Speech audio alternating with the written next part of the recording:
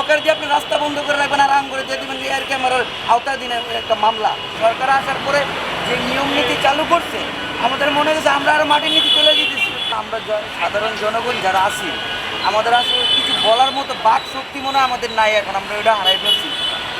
নতুন যেই সরকার আসছে আসার পরে আমরা ভাবছি যে নতুন কিছু পাবো, আমরা যে দাবানলের মধ্যে আসলাম এটাতে উইটা দাঁড়াইতে পারবো। এখন সরকার আসার পরে যে নিয়ম নীতি চালু করছে আমাদের মনে হচ্ছে আমরা আরও মাটির নীতি চলে যেতেছি।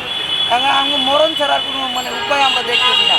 একটা বাইকের অলমোস্ট মনে করেন 2 বছরে 17,000 টাকা ট্যাক্স নেয়, ঠিক আছে। এখন 5,000 করে বছরে লাগাইলে এই 150 সিসি বাইকে লাগাইছে 5,000, 150-এর উপরে লাগাইছে 10,000, 110 সিসি লাগাইছে 2,000, তাহলে 5,000 যদি বছরে অ্যাড হয় 2 বছরের নাম্বার প্লেটের সাথে আরও 10,000 তাহলে কত? 27,000 টাকা। একটা 150 সিসির বাইক চালায় উনি যদি বছরে 27,000 টাকা যদি 2 বছরে দিতে হয় একটা বাইকার, তাহলে বাইকার কী করবে? যারা রাইড শেয়ার করে তারা কী করবে?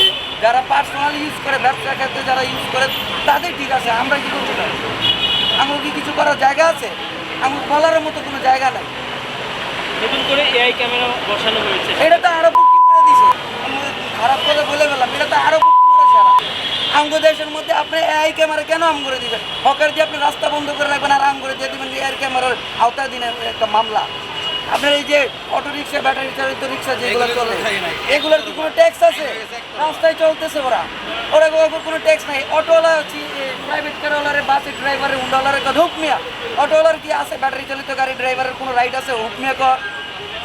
এগুলো কোথায় যেয়ে বলবেন? কার কাছে বলবেন? আইন গেলে শুধু গাড়ির জন্য। আমরা তো স্বৈরাচার করে সেটা একজনের বিদায় করছি, ভাবছি যে ওই স্বৈরাচার এখন যারা নতুন আসবে এরা আমাদের জন্য নতুন কিছু মানে আমগর তো অবস্থা আরো বেশি খারাপ হয়ে গেছে ভাই। আমরা না পারতেছি গিলতে, না পারতেছি ফালাইতে, এমন অবস্থা হয়ে গেছে।